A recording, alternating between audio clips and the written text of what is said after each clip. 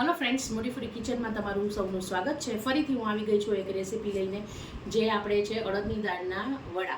જે આપણે આ રેસીપી ટોટલી જૈન રેસીપી છે, જેમાં આપણે ડુંગળી લસણ કાંઈ પણ યુઝ કર્યું નથી।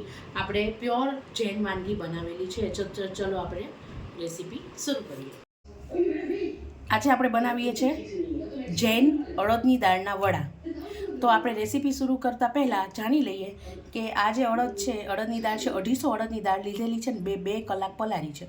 આમ તો જો કે આપણે 5 થી 6 કલાક પલાળવાની હોય, પણ મેં 2 કલાક પહેલાં પલાળી છે, કારણ કે ગરમી છે અને 5-6 કલાક પલાળશો તો એમાં બહુ ખાટી સ્મેલ આવશે, એટલે આપણને ખાટી સ્મેલ જોતી નથી, આપણી રેસીપી બગડશે। એટલા માટે મેં આ પાણી નાખીને, જો તમે જોઈ શકો છો કે આપણી દાળ છે મસ્ત આવી રીતે તૂટી રહી છે। તો ચલો આપણે દાળ વાટી લઈશું। તમે જોયું કે મેં અડદની દાળ પલાળી લીધી હતી। હવે આપણે એને વાટવા લેવાની છે। તો અડદની દાળ વાટવા લઈએ એટલે એમાં પાણી સહેજ બી નાખવાનું નથી। અને જો મિક્સરમાં ન વટાય તો તમે 1-2 ચમચી નાખી શકો છો, પણ જોડે જોડે હું લીલા મરચાં, જે મેં 5-7 લીલા મરચાં લીધેલા છે, જો તમે બહુ તીખું ખાતા હોય તો તમે એને વધારે બી લઈ શકો છો। અદરકનો એક મીડિયમ ટુકડો લીધો છે, 1 ચમચી અજમો અને 1 ચમચી જીરું ફ્લેવર માટે, કારણ કે આપણે જૈન બનાવીએ છીએ એટલે આમાં ડુંગળી અને લસણ પડશે નહીં। તમે જોઈ શકો છો કે આપણું જે આ બેટર છે એ આવું મસ્ત સોફ્ટ બનીને તૈયાર થઈ ગયું છે। મેં પાણી ફક્ત 2 થી 3 ચમચી પાણી નાખીને વાટી લીધું છે।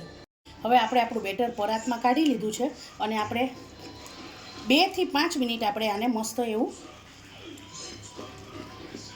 મસ્ત આપણે ફેટી લેશું, જેનાથી આની અંદર એર બી ભરાય અને આપણે સોડા નાખવાની જરૂર બી ન પડે ને આપણો આથો બી આવી જાય અને આપણા જે વડા છે ઉપરથી ક્રિસ્પી અને અંદરથી સોફ્ટ બને। આપણે લઈ લીધું છે 1 ચમચી ચાટ મસાલો, 1.5 ચમચી જેટલો મરી પાવડર અને બ્લેક સોલ્ટ કાળું મીઠું લઈ લીધું છે, અને સ્વાદ પ્રમાણે તમારે આ મીઠું નાખવું હોય તો બી ઇટ્સ ઓકે। પછી મેં 2 ચમચી જેટલી તલ લીધેલી છે, 1 વાટકી જેટલી કોથમીર લીધેલી છે, અને પછી બાકી બધા આપણા જે રૂટીન મસાલા છે એ આવશે, જેમ કે હળદર છે, મસાલો છે, ધાણા જીરું છે। આપણે 1 નાની ચમચી હળદર નાખશું, 1 ચમચી મસાલો નાખશું, 1 ચમચી ધાણા જીરું નાખશું, 1 નાની ચમચી હિંગ નાખશું। મેં બાંદાનું હિંગ લીધેલું છે। મેં સેજ કલર માટે કાશ્મીરી લાલ મરચું બી નાખેલું છે। હવે આપણું બેટર તૈયાર છે, અને જોડે મેં સાથે તેલ બી ગરમ કરવા કઢાઈમાં મૂકી દીધું છે। આ વડા બનાવવામાં આપણે તેલ બહુ ગરમ નથી કરવાનું, તેલ એકદમ મીડિયમ રાખવાનું છે। હવે મેં બંને હાથે પાણી લઈ લીધેલું છે। વડાના જે ગોળો છે એને ગોળ કરી આવી રીતના આપણે હાથમાં થાપી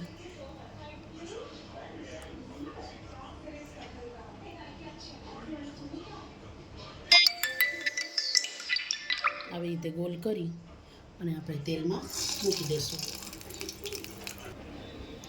આવી રીતે બધા આપણે ગોળા કરી અને આપણે આપણા વડા થાપી અને તેલમાં મૂકી દઈશું।